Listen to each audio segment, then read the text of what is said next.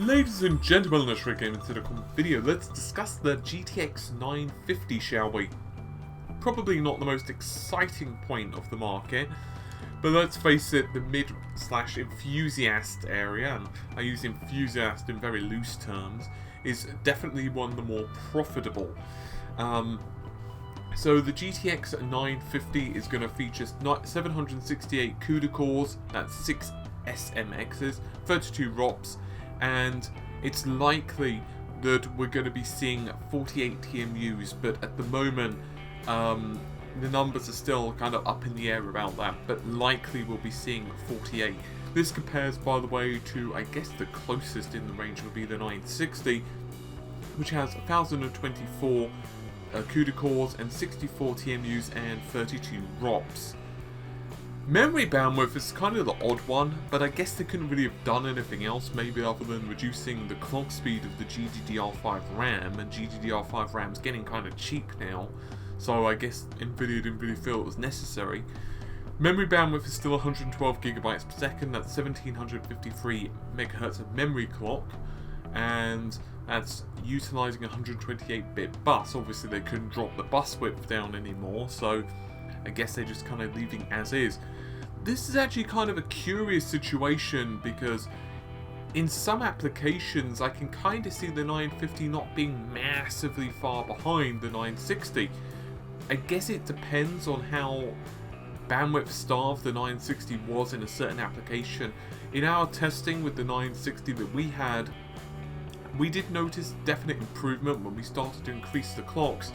But in some games and some testing, obviously the core clock still reigns supreme, so you know the 950 will probably scale fairly linearly, I imagine.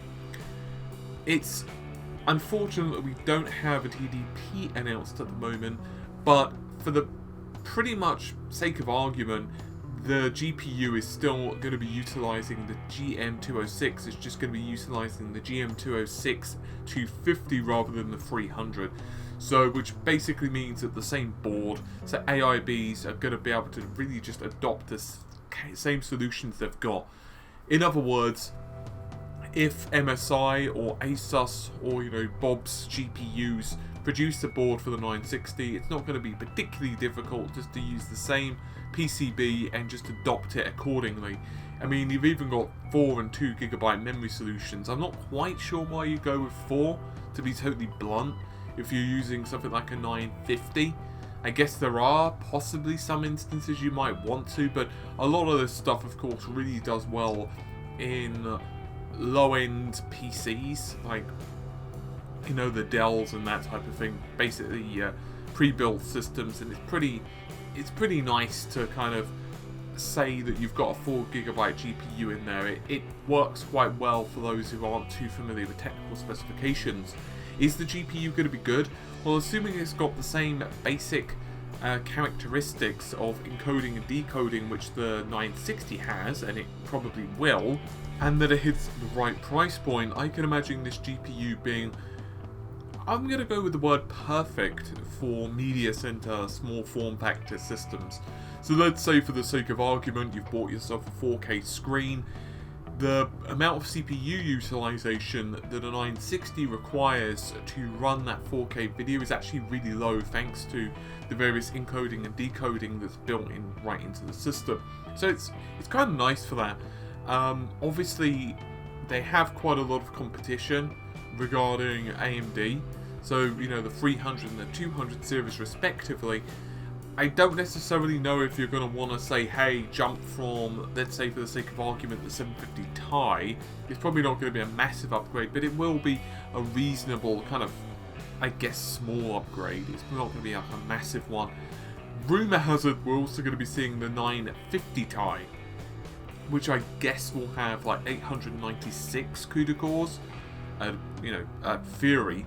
Obviously that's not confirmed or anything like that, but if it does, it might be slightly more interesting for gaming than the 950 Ti, than the 950 straight. Another point as well is if the cards, and as far as I'm aware this has not been confirmed yet, but if they are SLI-able, then the 950 Tis could be quite nice, could potentially be kind of a good 1080p solution if they're cheap enough. but really it does come down to pricing.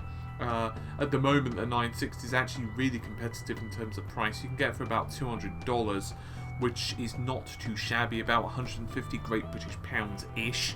Obviously, you know, if you can get some rebates going on, then it's a bit better still. Anyway, hopefully you've enjoyed the fairly brief video. I'll see you soon. Take care. Bye for now.